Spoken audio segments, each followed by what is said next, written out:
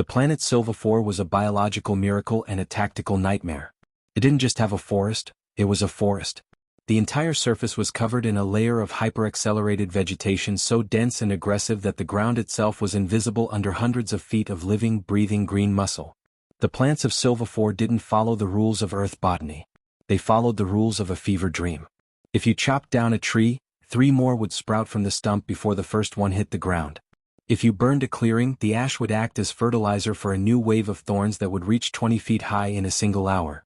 The planet was a lung that never stopped breathing, a heart that never stopped pumping out seeds, and a mouth that was always hungry for the metal of invaders. The native inhabitants, the Sylvans, lived in perfect, terrifying harmony with this growth.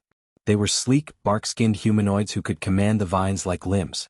They didn't build forts. They whispered to the trees and watched as towers of thorns grew to protect them. They believed they were invincible. To them, the civilized galaxy was weak because it relied on dead things, metal, plastic, and stone. On Sylva-IV, life was the only weapon that mattered.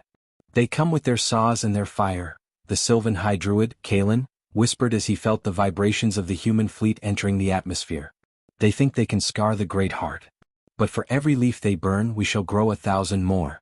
We will drink their machines. We will compost their bones. The green always wins. Kalen had reason to be confident. Previous empires had tried to colonize Sylva-IV. They sent tanks and the vines jammed the treads. They sent bombers and the canopy grew so thick it acted like a biological net. They sent fire, and the forest simply released millions of gallons of fire-retardant sap, suffocating the flames before they could spread. But humanity didn't send a traditional army. They sent the first Combat Engineering Corps, led by General Marcus Hardhat Miller. Miller was a man who didn't care about the Great Heart or the beauty of the Emerald Canopy. He was a man of cold, hard lines and industrial reality. He had spent his life building dams on flood-ravaged worlds and paving highways across desert moons. He knew the one truth that nature, no matter how aggressive, could never overcome: structure.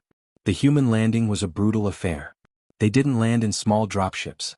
They dropped foundation blocks, massive, 1,000-ton slabs of reinforced steel that acted as stationary landing pads. The jungle immediately attacked, vines wrapping around the blocks, trying to pry them apart, trying to find a gap to fill with roots. "Let him try," Miller growled, looking at the monitors from his command center. "Engage the pavers. I want the main artery established by sunset." From the heart of the foundation blocks, the Assault Pavers roared to life. These were the largest ground vehicles ever built by man, monstrosities of steel and hydraulics that sat on treads the size of houses. On the front, they didn't have guns. They had massive, heated rollers and grinding maws that could chew up a 100-year-old tree in seconds. But the grinding was just the beginning. The forest fought back with a fury that would have broken any other army. The trees leaned in, their branches weaving together to form a solid wall of wood. Roots as thick as ship cables burst from the ground, trying to flip the pavers over. The Sylvans rode the branches, throwing pods of acid that ate through metal. "It's growing back too fast," a young officer shouted as he watched the rearview cameras. "The path we just cleared, it's already turning green again." Kalen, watching from a nearby ridge, smiled. "See? Even their giants cannot stop the breath of the world. The jungle will swallow them." Miller didn't even look up from his datapad. Stage 2. Initiate the pour. The back of the Assault Pavers opened.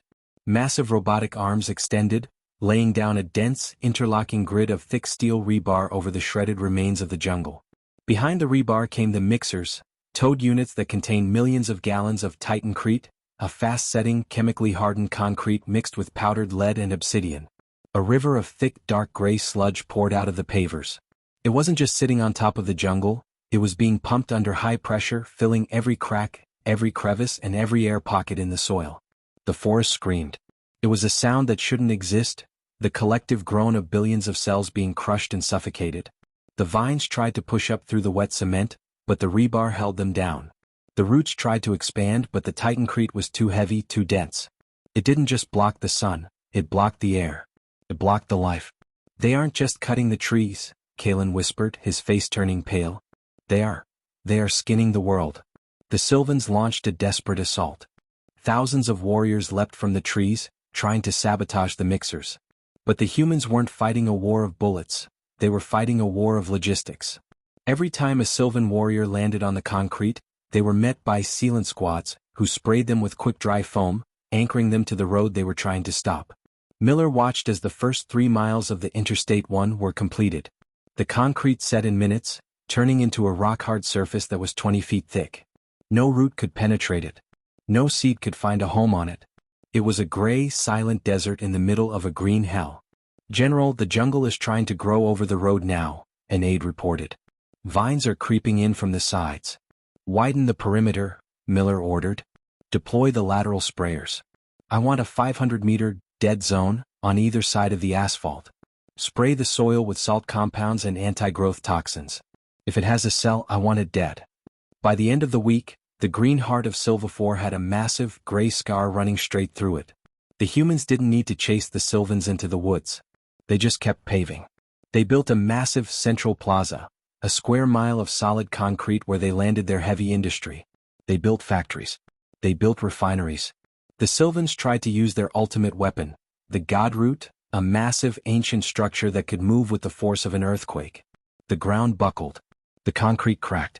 Kalen cheered as he saw the gray surface shatter. "The heart speaks," he roared. "The world will not be paved." But Miller was ready. "Oh, you want to move? Good. It saves us the trouble of digging the foundation." The humans didn't try to fix the cracks. They just poured more. They used the Godroot as a natural anchor, pouring millions of tons of concrete directly into the fissures the root had created. They turned the aliens' greatest weapon into the foundation for their largest power plant. They literally cast the Godroot in stone, turning it into a silent, gray statue. Kalen stood at the edge of the dead zone, looking at what used to be his sacred grove. It was now a parking lot for heavy haulers. The air didn't smell like jasmine and damp earth anymore. It smelled of hot asphalt, diesel, and ozone. "Why?" Kalen asked, his voice reaching Miller through a radio frequency the humans had tapped. "Why destroy something so beautiful? Why replace life with this?" Miller looked out over the flat, gray horizon of his new base. "Because beauty is fragile, Kalen. And your life was in the way of progress. You think nature is the ultimate power? Nature is just a messy draft. Concrete is the final version." He adjusted his hard hat and turned back to his blueprints. "We aren't here to live in your world, Kalen. We're here to build ours on top of it. And my world doesn't have thorns." Humanity had proven the ultimate industrial HFY truth. The universe is full of aggressive, wild, and untamable things. But humans are the ones who bring the level. We are the ones who bring the square. We are the ones who look at a living, breathing God forest and decide it would look better as a 6-lane highway. The concrete heart of Sylva-IV stopped beating that day. Not because it was killed by a sword, but because it was smothered by a civilization that preferred a flat surface to a green one. This has been Apex Sci-Fi. Keep the mixers turning. The road never ends. If you enjoyed this industrial victory over the growing world, hit that like button. Comment below. What's the most unstoppable force of nature you think humans could pave over? Subscribe for the next conquest of Saga 11, the evolution race. The jungle is silent. The asphalt is dry.